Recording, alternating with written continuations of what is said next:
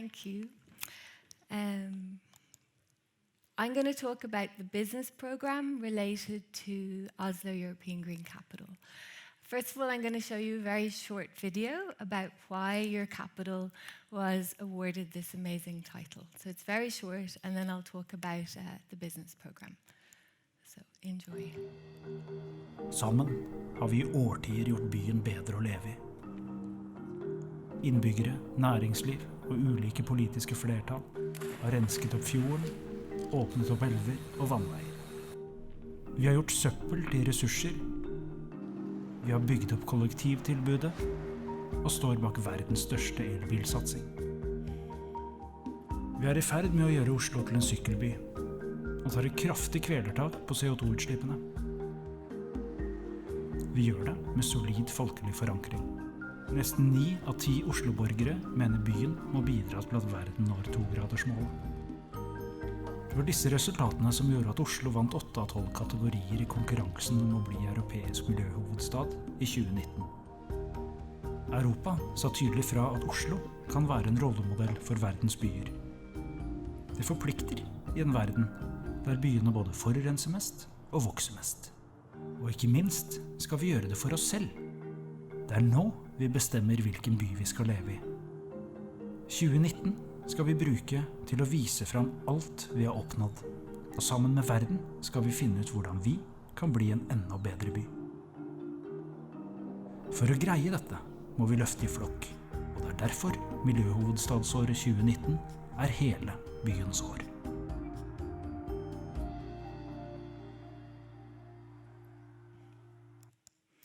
So really, this award is about the world, Europe, recognizing the innovative steps that Oslo has taken, that Norway has taken.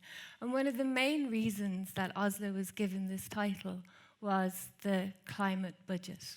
The climate budget isn't a financial budget, it's the way the municipality measures the emissions. It sits with the Department of Finance, which is really innovative, and other regions around Norway are now implementing the climate budget, as well as New York. New York City decided that they too would have a climate budget this October. So the municipality can see, Oslo municipality can see that they control 10% of emissions coming out of Oslo. It's only 10%. So that's a big gap. So it's absolutely vital that we engage the private sector with the need to reduce emissions.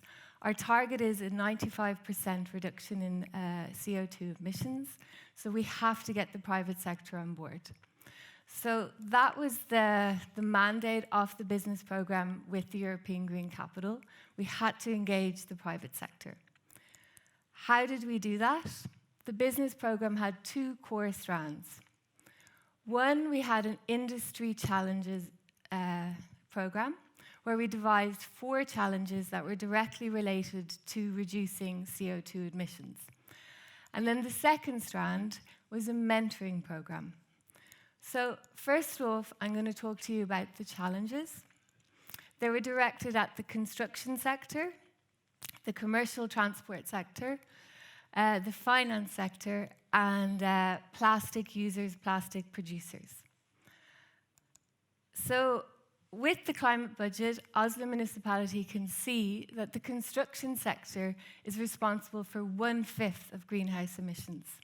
It's pretty big. So with the European Green Capital Business Program, we challenge those involved in the construction sector, and please listen to the language when I say this, to work towards creating and requesting emission-free construction sites.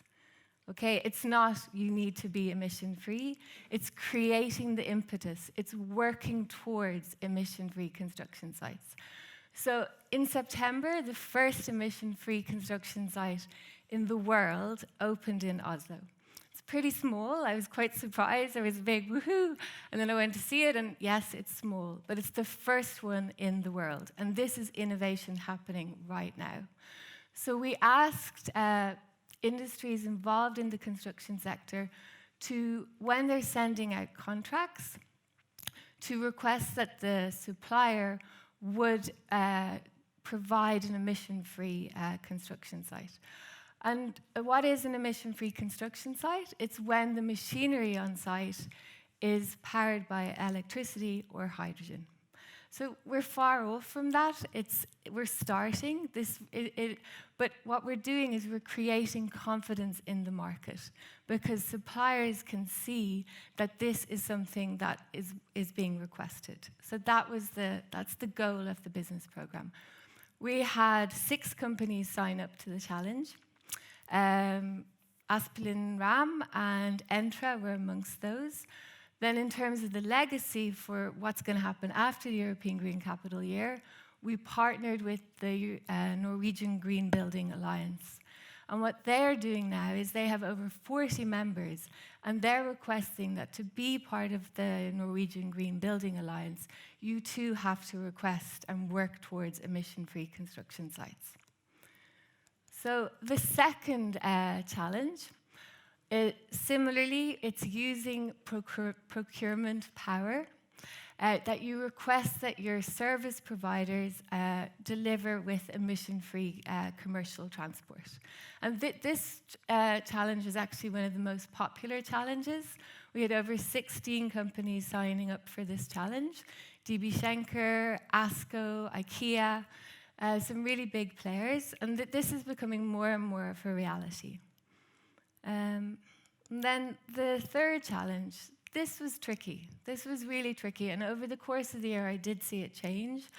A lot of people got bogged down into the details of this challenge, which is fair enough, but this is when we're requesting private companies to use the power of their decision-making. So if you're an office manager and you're putting out a tender for your insurance policy or your pension plan, that you put in that tender that the company has to supply that the pension fund has to be ethical. So we're pulling investments out of oil, coal, and gas. And really, just as the project manager, I saw this challenge as a lot of companies were just like, no, that's too tricky. But then what happened, I think, November, December 2019, Oslo University said that they were pulling their pension fund out of oil, coal, and gas. And all of a sudden, this challenge, a lot more people were willing to sign. They saw that this is possible. And so we partnered with Skift Norge, and in there, and they're going to drive this challenge forward. So I think this is innovation living. At the beginning of the project, no, this was too difficult. By the end of the project, we had over 16 companies signing up. And all Skift Norge's members, they too will be requested to sign this challenge. And then the last challenge, and this was the most popular challenge. The first thing that Oslo Kommune did when they won the award of Oslo European Green Capital was to employ a plastic coordinator. Again, one of the first ever plastic coordinators in the Kommune. And we partnered with her, and we launched the Plastic Manifesto. And the Plastic Manifesto it's a roadmap for the private sector, how to change your relationship with plastic. And it's important to change your relationship with plastic. Plastic is an amazing material, but the way we use it, it's not okay. And the way it's designed, it's not currently, a lot of it isn't designed for recycling. So this is the manifesto shows private business how to work with plastic, how to design for recycling, and how to really get rid of this one-time use plastics. We had over 20 companies sign up to this challenge. So that was really, I'm proud of that. And here are some of the companies that signed up to the challenges overall. So I think we had just under 50 companies sign up to the challenges. This is really important. We don't expect any company to solve this challenge within the year. It was about creating that momentum, about saying, yes, I'm willing to sign, I'm willing to make things better, I'm willing to work towards these challenges, and realizing what we have to do to get to the target by 2030. So the second strand of the business program was a mentoring program. And it's interesting, in the European Green Capital Year, a lot of companies, a lot of where we had to present on the program, everyone wanted to focus on the industry challenges. Maybe somebody thought that some people felt that the mentoring program, excuse me, is a little bit soft. But actually, this is so powerful. We have under 10 years to solve the problems that we're facing, 10 years to reach those targets.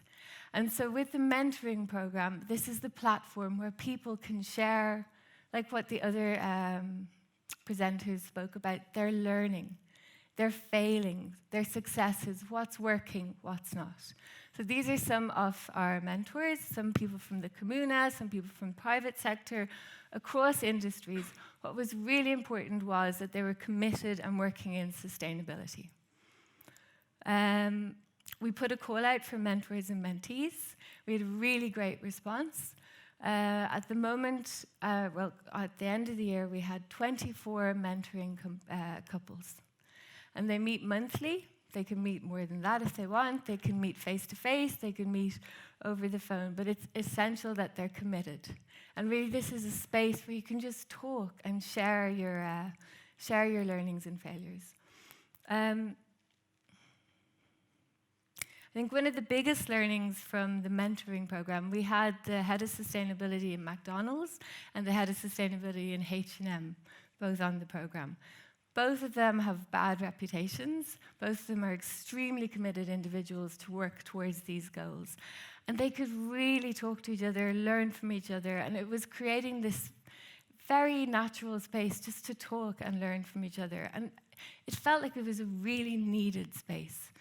So the mentoring program is continuing, and with the hope that it will then go to Bergen and hopefully then across Norway. But I really want to emphasize the power of mentoring.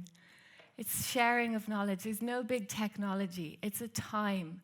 And there's so many sustainability managers working in different companies that have so much value to share with each other. We need more and more spaces where we can talk about these things. That's my time, but just the legacy, we've created 4 strategic relationships, partnerships. I mentioned the Norwegian Green Building Alliance, Shift Norge, the Department of Urban Development, and Næring for Klima. So each of these partners will take the industry challenges on further. And then, as I said, the mentoring program is continuing. So that's my time. It went very quickly, but tack for meg.